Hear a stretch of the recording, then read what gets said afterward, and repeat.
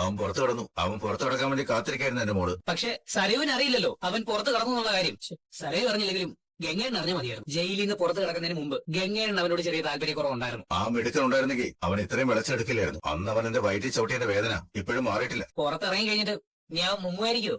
അതിനുള്ള സാധ്യതയുണ്ട്. വേഷം മാറാനോ ആൾക്കാരെ പറ്റിക്കാനോ ഒക്കെ അവൻ മിടുക്കനാണല്ലോ. ഈ സമയത്ത് എനിക്ക് ആ പരോള് കിട്ടേണ്ടിയിരുന്നത്. അവിടെ ഒരു കല്യാണം നടക്കുക. എങ്ങനെങ്കിലും അത് മുടക്കിയേ പറ്റൂ. നീ പേടിക്കണ്ട. ഗംഗയെ കുറിച്ചുള്ള വാർത്തകൾ നമ്മൾ പത്രത്തിലും ടിവിയിലൊക്കെ കാണൂലയോ? ഇപ്പോഴും അവൻ പിടികിട്ടാപ്പൊടിയാ. അവൻ എന്തായാലും ജീവനോടെ ഉണ്ടെങ്കിൽ കാർത്തികയുടെ കല്യാണം നടത്താൻ സമ്മതിക്കത്തില്ല. എന്നാലും ഇത്രയും പോലീസും പ്രൊട്ടക്ഷനും മറ്റുള്ളവർ നോട്ടമൊക്കെ ഉള്ള സ്ഥിതിക്ക് ആ കല്യാണം മുടക്കാൻ പറ്റുമോ അങ്ങളെ? അവനിപ്പോ ഉന്നം വെച്ചിരിക്കുന്നത് അവളുടെ ഭർത്താവിനെയായിരിക്കും. മിക്കവാറും ആ പയ്യനെ അവൻ തട്ടും. നിനക്ക് എന്തിനാണോ എന്തോ ഇത്രയും ഭീഷണിയുള്ളവർക്ക് കെട്ടാൻ പോകുന്നത്? അവന്റെ ആയുസിന് അത്രയും നീളെ കാണത്തോളാം. അതാണ് അവൻ അങ്ങനെയൊക്കെ തോന്നുന്നത്.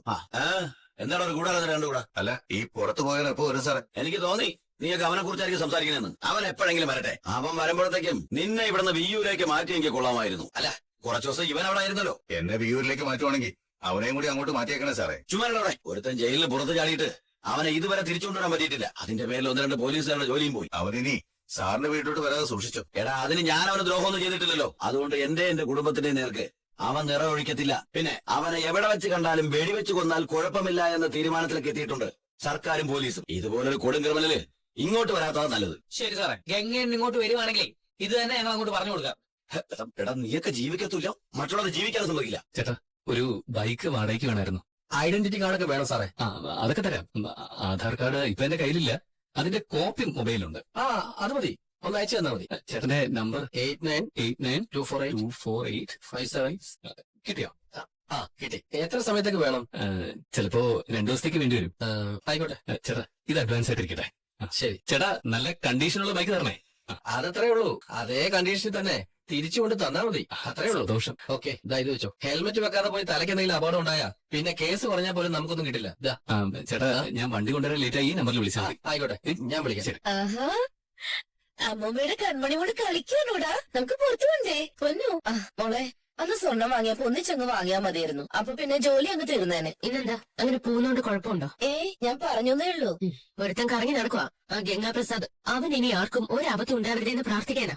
എന്റെ അമ്മ അമ്പലങ്ങളെല്ലാം കയറി ഇറങ്ങിക്കൊണ്ടിരിക്കുന്നു. കല്യാണം നടക്കണേന്ന് പ്രാർത്ഥിക്കാനും അതുപോലെ തന്നെ ഇനി എനിക്ക് മനോഹരുടെ ശല്യം ഉണ്ടാവരുതെന്നും അമ്മയ്ക്ക് പ്രാർത്ഥനയുണ്ട്. അതൊക്കെ ഞാനും പ്രാർത്ഥിക്കുന്നതല്ലേ മോളെ. അമ്മ പ്രാർത്ഥിച്ചുകൊണ്ട് പ്രത്യേകിച്ച് പ്രയോജനമൊന്നുമില്ല. പ്രാർത്ഥിച്ച് അച്ഛനിപ്പോ ജയിലായില്ലേ? അത് അങ്ങേരുടെ കയ്യിലിരിപ്പുണ്ടല്ലേ മോളെ. എങ്കിലും ഇപ്പോഴും എന്നോട് സ്നേഹമൊക്കെ ഉണ്ട്. എനിക്ക് വേണ്ടിയാ ഒരുത്തനെ കൊല്ലാൻ നോക്കിയത്. വാ പോവാം, നമുക്ക് പോവാം.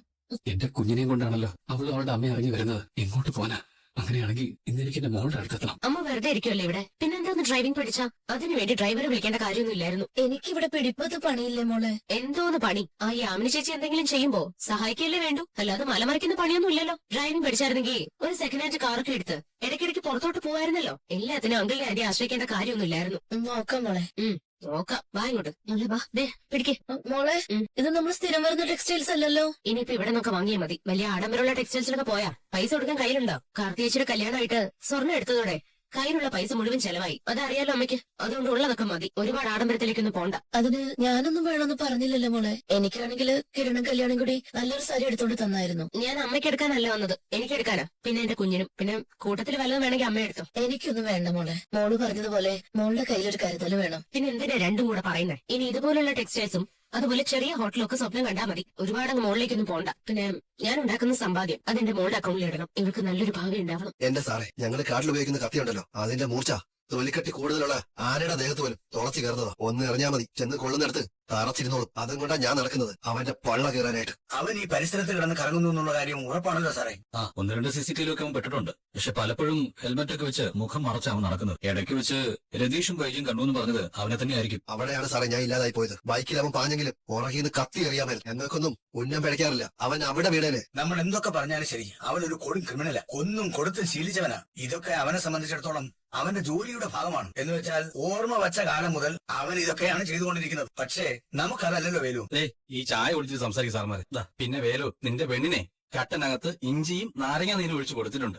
വയറ്റിനകത്ത് എന്തെങ്കിലും കേടുണ്ടെങ്കിൽ അത് പെട്ടെന്ന് അങ്ങ് മാറിക്കോളൂ. ദാസ, ഈ കല്യാണം കഴിഞ്ഞാൽ ഉടനെ ഇവൻ അമലുവിന്റെ കഴുത്തിൽ താലി കെട്ടും. അന്ന് കാട്ടിലുള്ള ഇവരുടെ ആൾക്കാരെല്ലാം കൂടിയുള്ള ഒരു ചടങ്ങേ കാണൂ. അത് കഴിഞ്ഞ് ഞാനും കല്യാണിയും കൂടെ ഇവിടെ ഒരു റിസപ്ഷൻ കൊടുക്കാൻ തീരുമാനിച്ചിട്ടുണ്ട്. അത് നമുക്ക് ഗംഭീരമാക്കണം. അത് സാറ് പറഞ്ഞാ മതി.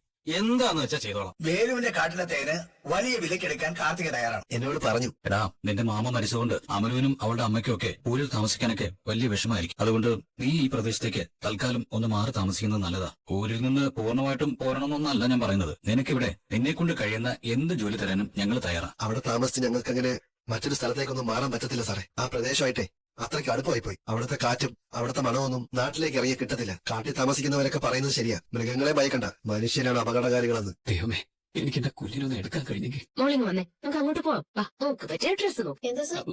ഒന്നുമില്ല. ദേ നോക്കി, എന്തോരം ഡ്രസ്സുകളാ, നമുക്ക് നോക്കാം. നോക്കി, ഇത് ഡ്രസ്സ് ഇഷ്ടപ്പെട്ടെ? ദേ നോക്കി, ഇത് കൊള്ളാവോ? ദേ നോക്കി നോക്കി നോക്കിയടാ, ഇത് ഇഷ്ടമായോ നിനക്ക്? ഇത് ഇഷ്ടപ്പെട്ട? ഇത് നോക്കി മോളെ ഒരു കുഞ്ഞുടുപ്പ് വാങ്ങണം, എന്നിട്ട് കിരൺ സാറിന്റെ കൈ കൊടുക്കണം. അവിടെ നല്ലൊരു സാരി ഞാൻ എടുത്തു വെച്ചിട്ടുണ്ട്. എനിക്കല്ല, മോൾക്ക് പറ്റിയത്. അതിന്റെ വില നോക്കിയോ? വില നല്ല വില വരും മോളെ. അപ്പൊ പിന്നെ ഞാൻ സെലക്ട് ചെയ്തോളാം. എനിക്ക് വേണ്ടത് ഡ്രസ്സൊക്കെ ഒരുപാട് ഇട്ടതാണല്ലോ. ഇഷ്ടംപോലെ വാങ്ങിച്ചിടാൻ ആളും ഉണ്ടായിരുന്നു ഒരു സമയത്ത്. ഇപ്പൊ ആ മോഹമൊക്കെ അങ്ങ് പോയി. പിന്നെ പെൺകുട്ടികളെ നല്ല ഡ്രസ്സൊക്കെ ഇട്ടോണ്ട് നടക്കുന്നത് മറ്റുള്ളവരെ കണ്ട് നല്ലത് പറയാനാ. അതിലുപരി ആൺകുട്ടികളെ ആകർഷിക്കാനുമോ. ഇനിയിപ്പോ അതിന്റെ ആവശ്യമൊന്നും ഇല്ലല്ലോ. ആരും എന്നെ ആകർഷിക്കണ്ട. അതുകൊണ്ടാണ് ഞാൻ പറഞ്ഞത് വലിയ വില കൂടിയ ഡ്രസ്സുകളൊന്നും വേണ്ടാന്ന്. മോള് നോക്കിയിട്ട് എടുത്താ മതി. എനിക്ക് ഇഷ്ടപ്പെട്ടെന്നേ ഞാൻ പറഞ്ഞോളൂ. കുറച്ചുകൂടി വില കുറഞ്ഞ സാരി മുകളിലുണ്ട്, നമുക്ക് അങ്ങോട്ട് പോവാം. എന്നാലേ കുഞ്ഞുനദി അവിടെ കുട്ടികൾ കളിക്കുന്നുണ്ട്, അവിടെ ഇരുത്തിയാലോ? അമ്മ കൊണ്ടിരുത്തിട്ട് വാ. വാ, ആടി ചക്കരേ. നമുക്ക് പോവാം, കളിക്കാൻ പോവാം. കുഞ്ഞ് ഇവിടുന്ന് കളിച്ചോളൂ. ദാ ഇവിടെ ഇരുന്നോളൂ കേട്ടോ. അമ്മമ്മയ്ക്ക് ഇപ്പൊ വരാട്ടോ. ചക്കര ഇവിടുന്ന് കളിച്ചു. ദാ പാവ പിടിച്ചു. ചക്കര ഇരുന്നോട്ടോ. ഒന്നല്ലേ മോനെ? ഇത് ദൈവമായിട്ട് എനിക്ക് തന്ന അവസരമാണെന്ന് തോന്നുന്നത്. ഇത് എത്ര റേഞ്ച്? ഇത് 3000 ആണ്. 10% ഡിസ്കൗണ്ട് ഉണ്ട്. അപ്പോ 2700 അല്ലേ? അതെ, മതി. ഇതെടുത്തോളൂ. മോളെ, ഇതാ ഞാൻ പറഞ്ഞ. അതാ നല്ലതെന്ന് എനിക്കറിയാം. അതിന്റെ വില 6000. അതിന് ഡിസ്കൗണ്ട് ഇല്ല. പുതിയ കളക്ഷനാ. പുതിയതായാലും പഴയതായാലും എനിക്കിത് മതി. എന്തായാലും അമ്മ കൂടെ വന്നതല്ലേ. ഒരു 1000 രൂപയുടെ സാരി എടുത്തോ. എന്റെ അമ്മയ്ക്ക് ഒരു സാരി എടുക്കണം. എന്റെ വക 10-25,000 രൂപയുടെ സാരിയാ എന്റെ അമ്മയ്ക്ക് രൂപേന്റെ എടുത്ത് കൊടുത്തിരിക്കുന്നത്. എന്നാലും എന്റെ വക എന്തെങ്കിലും വേണമല്ലോ. താരെ ഇപ്പോ സ്വന്തം അമ്മേ, എനിക്ക് 2ാം സ്ഥാനമായി. എന്താ ആലോചിക്കുന്നത്? ഒന്നുമില്ല മോളെ. കുഞ്ഞിന് എന്തെങ്കിലും എടുക്കാം. അതിന് പൈസ നോക്കുന്നില്ല. ഇത് പാക്ക് ചെയ്തോളൂ കേട്ടോ. ഇതുപോലെയൊക്കെയുള്ള ഒരുപാടുണ്ട്. അറിയാം, സേനങ്ങളും രൂപേന്റെ ഒക്കെ സ്വന്തം കൊച്ചുമോളെ പോലെയോ കൺമണിമോളെ സ്നേഹിക്കുന്നത്. അവരെ ആവശ്യത്തിലധികം എടുത്തു കൊടുക്കുന്നുണ്ട്. പിന്നെ കല്ലുമോന് വാങ്ങിക്കുന്ന സമയത്തൊക്കെ മൂക്കും വാങ്ങിക്കുന്നുണ്ട്. എങ്കിലും എന്റെ ഒരു തൃപ്തിക്ക് മൂക്ക് എന്തെങ്കിലും എടുക്കണ്ടേ. മൂക്കിപ്പോ അമ്മയായി ഞാൻ മാത്രല്ലേ ഉള്ളൂ. നോക്കി, അച്ഛനെ മോളെ ഇങ്ങനെ എടുക്കാൻ പറ്റിയ സ്ഥിതിക്ക് മോക്ക് എന്തെങ്കിലും സമ്മാനം തരണ്ടേ ഞാൻ? അച്ഛൻ അതൊക്കെ കരുതിയിട്ടുണ്ട് കേട്ടോ. നോക്കി, നോക്കി, ചോക്ലേറ്റ് കൊണ്ടുവന്നിട്ടുണ്ട് കേട്ടോ. നോക്കി, കണ്ടോ? അച്ഛൻ കൊണ്ടൊന്ന് ചോക്ലേറ്റ് ഇഷ്ടപ്പെട്ടോ? അമ്മയും അമ്മമ്മയൊക്കെ വരുന്നവരെ മോളെ അച്ഛൻ എടുക്കാൻ പറ്റൂ. ഇതേനെ മഹാഭാഗ്യമാ. എന്റെ മാവയ്ക്ക് അച്ഛൻ പറയുന്നതൊക്കെ മനസ്സിലാവുന്നുണ്ടോ? ഇത് കൊടുക്കാം. ഇത് 2 പാക്ക് ചെയ്തോളൂ. നമുക്ക് അങ്ങോട്ട് പോയി.